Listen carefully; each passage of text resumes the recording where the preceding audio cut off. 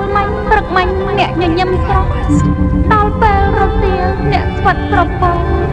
ធ្លាក់ចាក់មែកមករងកម្មពីស្នេហាខ្ញុំប្រៀបបាននឹងស្នេហាព្រះអាទិត្យនិងព្រះច័ន្ទរងចាំចាំពីសន្យាពីណាបងថាបងមករកស្រីពីលើអូនចាប់ច្រើនឆ្នាំខែថ្ងៃ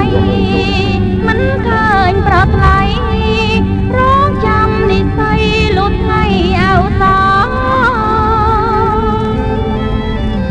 បងភ្លេញរឿអ្វីកាថ្លៃសងស្នា